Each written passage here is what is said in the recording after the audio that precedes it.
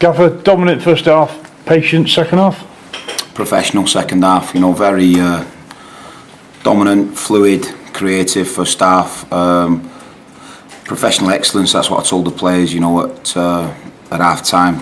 We went out to a man, every single one of them executed a very good game plan. We knew we'd be able to dominate them, but it was wave after wave, and we played through the units, played through the lines, and at times that first half for me was the best football we've played, best performance, great decisions, when to cross, when to hurt them, when to slide, pass, and two fantastic, well-worked goals. So delighted with the first half. The second half, no two halves are the same in football. They never are, and we was never going to dominate them. You expect a Richard Money team to come at your second half, which they did, but to then withstand it. And we showed two sides to our quality. We showed a character, we showed a resilience and resolve. Second half that saw us, claim a clean sheet. Danny Mayer got man of the match, but Nicky Adams within 5 minutes had carved open their defence twice. Scored a cracking first goal for himself. The smile on your face when that goal went in. You guys know I think a lot about Nicky. Do you know what I mean? I think it's more personal sometimes when it's someone like Nicky, and he waved to his dad, and he was. It's not hard to spot his dad with a silver fox hairdo he's got. He's seen Freddie Boswell in the stand and give him a wave. But no, I was delighted. You see the family connection. He's the player who's turned up with his dad when he signed for this club, and that means a lot to me. Them personal little things, and he's tried so hard. He wants to do so well, and his performances have been incredible. But he's just the icing on the cake, because I do want goals from Nicky. He wants goals, and he's been very unlucky, not to score. His goal assists has been good. He's been creating goals. His creation of goals has been good. As long as Nicky is doing what he's asked to do, which is pressing players and having that energy to run and non-stop running and drive. The last, about 4 minutes to go, he's closed 6 or 7 of the players down and ran past 2 of our players to do it. Smashed the bar. He's had a great game again, but the whole team today, the performance of the whole team was high octane and high professionalism, and I thought Tom Sowers was fantastic in his work. So delighted with the whole performance, and we've utilised 14 players who was never going to let a goal in today. That second goal, good footballing goal, but that run from Craig Jones down the flank just tore him. Well, we got the ball out wide nice and early, to Jonah one side, and then we'd switch it quick through Kelvin and come out to Danny Mayer, and Jonah's, his quality was on today. It really was. It's something we've worked on, we've questioned, we've worked on, and it was fantastic. But and Danny Rose scores from crosses. Danny Rose does that. He gets in between people. He is like a ghost in the box, and he's got in between two defenders there to score a goal. Very, very brave, and he's got a lot of desire to get in, Danny. So 2 different goals, but very good. Hemel Hempstead are here today watching. What will they be reporting back? That you've got to somehow come up with a game plan to stop the whole team. I think we get goals from everywhere. Tom Sowers can score goals. Craig Jones on 3 goals. Danny Mayer scoring goals. Nicky Adams today. So the goals are coming from everywhere. We've signed good strikers, but it was really important that we built a team on everyone scoring goals, and barring our centre halves, the rest of the team scoring. So there's a lot of creation in the team. There's a lot of dominance in the team, and I'm sure that Emma will go down, the manager will go down and come up with a game plan to be competitive against us. But we're also going to be ultra competitive and professional. Come Saturday. Myself and Futch and Brassy went down there to watch them beat Nuneaton, and it was a courageous performance, and it was a no fear performance. They really did put a no fear performance in. So we're looking forward to the encounter, and we'll be working from Monday to come up with a game plan to try and beat them. What was I going to say then? Go on, keep on. 8 straight at home, Flickers. How pleasing is that? You know, I think the bigger plan, Keith, is we're trying to build a team here for the fans. You know, that was important to me, to try and build a team and get more fans into the stadium. But once you've done that, you know, you want to build a team that's winning. I think people energised from winning. Some people only ever see winning. So, you know, there's been a lot of good work going on, and 8 on the spin, you know, in any league, anywhere's, you know, a good return. So no, the boys look good. First half, you know, it was scintillating. It really was. Well, it's the best you've been. I think so. Yeah. I think I do genuinely. And you know, we're talking about a powerful team here. We've come up against a powerful team. Cambridge went through the league, very powerful, high octane, and they couldn't get within 2 yards of first half. That's the reality of first half. Second half, obviously, the manager Richard has really, you know, got them at it and got them. There's a real spirit about what they did. But then I saw the other side to us, you know, and. We remain resolute, and you know, it was an excellent team performance. It was. I'd love to ask one of their lads actually who played last year, because they mullered us, you know, last year in the cup. I mean, Jensen's kept us in about 4 or 5 worldies to even get a draw. I watched the game because I took over after that game. Yeah, so there you go. So I watched the game. They're a very powerful team. Yeah, I'd love to ask them what they think the difference is now, though. After that, you know what? I've been down to the youth team today, and we've beat Walsall. Top of the league now, are you? Yeah, and I give the players, you know, I told the players about the performance 7 months ago. I went down and I left at half time. It was that poor. Yeah, really. So you know, I've watched Kiddo's team today, and the work they're putting in behind the scenes is quite incredible. And I used that, and I told the players, you know, we've just been top of the league and dominated them Walsall, and we use that as a stimulus. So now things have improved at the club massively, but there's good people at the club trying to work hard to put a football product on there. And there's a lot of things behind the scenes going on that's strengthening as well. Some stuff that never gets reported in some respects, aren't there? Yeah, there is. There's a lot of sponsorship coming in, and that helps us on the pitch to recruit. But we're trying to get the work right on the pitch, and I think that can then cascade down, and I'm seeing signs of it everywhere. Just come back to today, Kelvin. Is it a hamstring, I think? He's just come in my office. Pulled him in the office straight after he's come in, and he just questioned it. He wanted to go back out, but you know, we're not going to take a chance with Kelvin. You can see first half how you know what he does do for the football team, and how he switch plays and dominates. So I didn't want to take any risk to Kelvin at all, and we got him off the pitch. But you know, you've got backup of Tutty, who's got incredible energy and good quality. So you know, that's not in doubt. And the game ready. These players are game ready. We've done plenty of work behind the scenes, and they are game ready. And you've got Tom Soares now. He's picked his 5th up, I think, today. But he's picked probably some ideal games to miss, or ideal game to miss in some respects. I think so. He's been phenomenal. He epitomises Newbury for me. You know, when I first come to the building, you'd have him for 2 games and he'd be injured. You know, he'd be injured for 3 games, and you know, he was never in a place that warranted his ability. I think he's an incredible performer. He's fit. We've done a really hard 2 weeks. We've almost done a mini pre-season the last 2 weeks. Been really tough, and Soares has done every minute. So you know, I'm delighted with Tom's form, but you know, he won't be able to feature on Saturday. Equally good news. Nathan Cameron's long-term contract. How pleasing was that to get that signed? I think it's a big signing for us. You know, there's no secret that there is clubs watching him, and I've been watching him, and you know, you've got a strong physical boy as out there in the lower leagues at the minute. He's got pace, but the calm and composure he's added to his game, and the passability now. You know, he's everything that a possession-based team would want.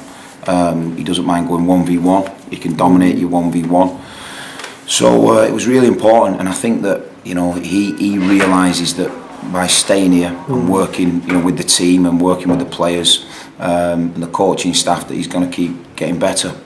Well, funny you should say that, because I asked him. I think it's a great credit to how he's changed himself around. A great credit to him. But even more credit is the fact. So what was in your head when you knew that, you know, people were saying, well, you can go elsewhere if you want to go elsewhere, to say, no, I'm going to improve by staying at Bury? And he said, I just like it here.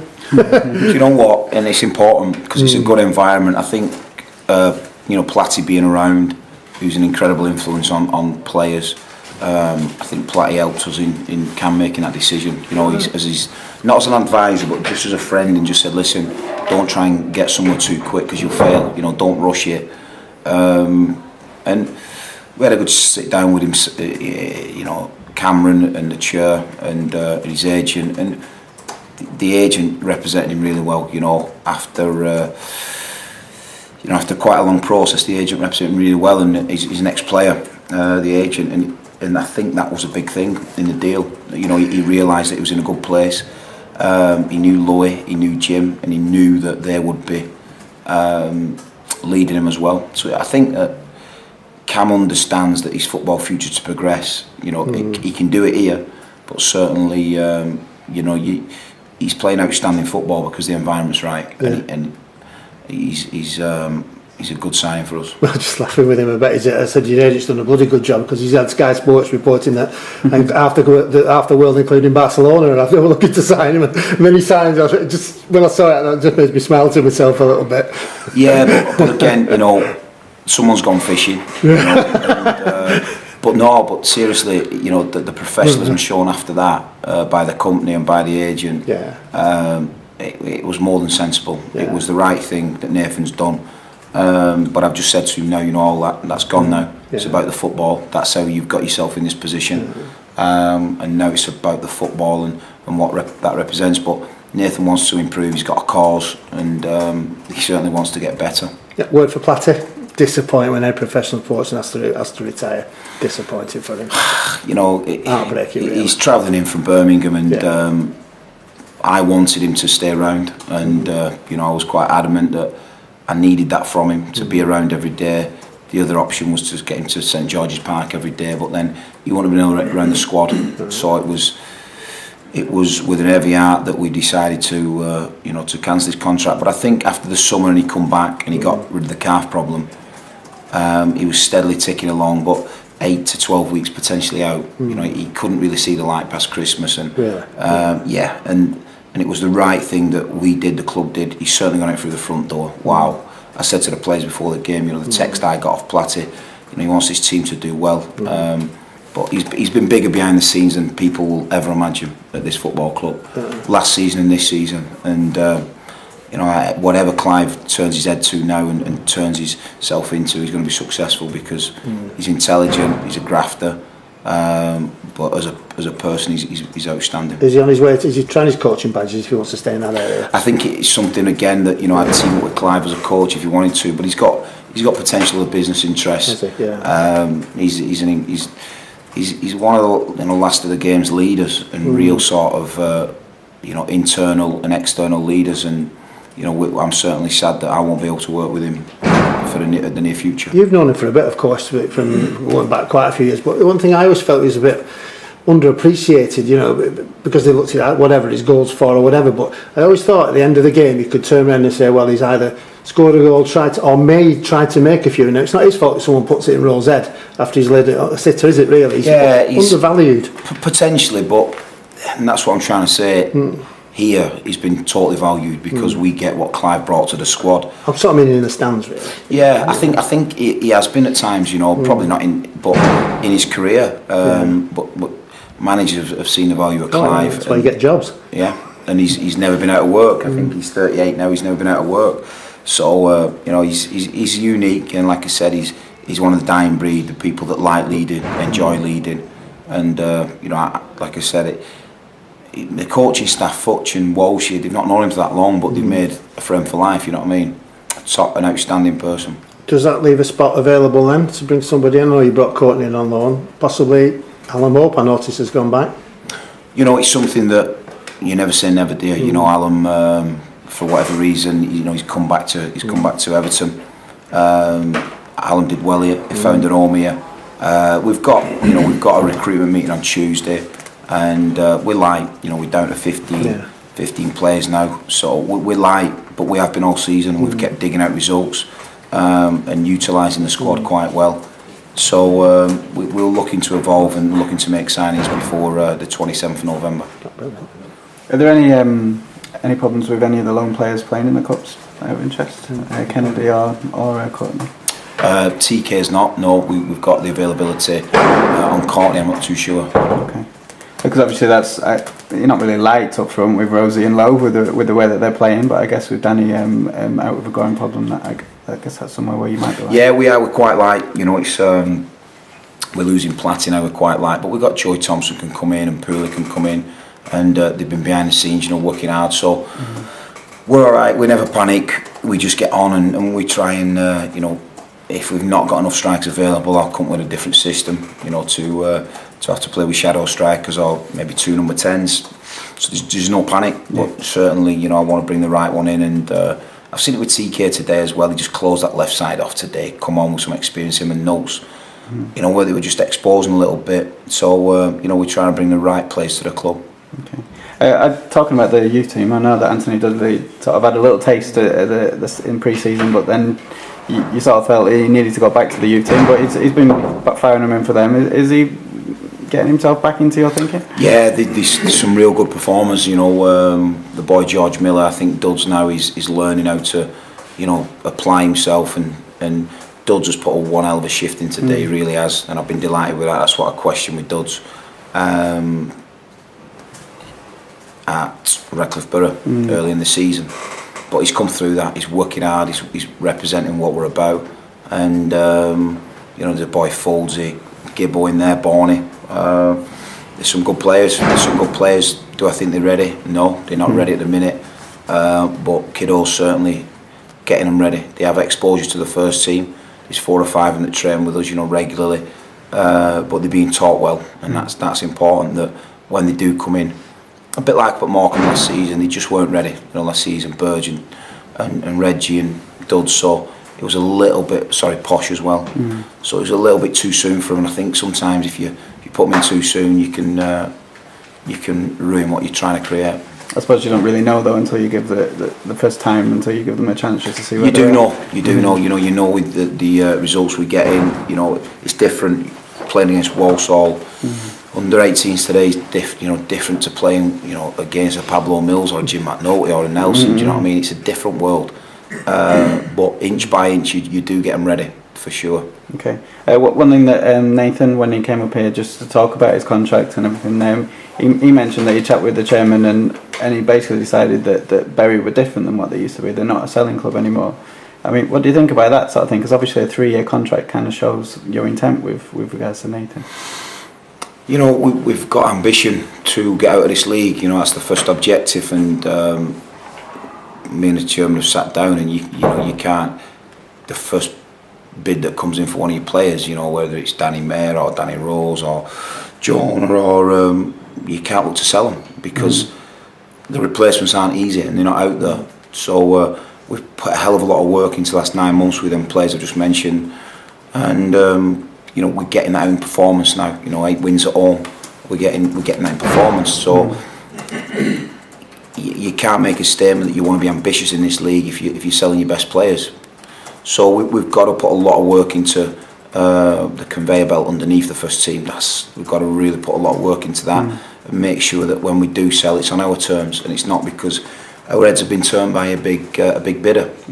So that's the next part of this plan, to make sure that the undercurrent, the underlayer of this squad is really strong, and that's what's going to take the work at this football club.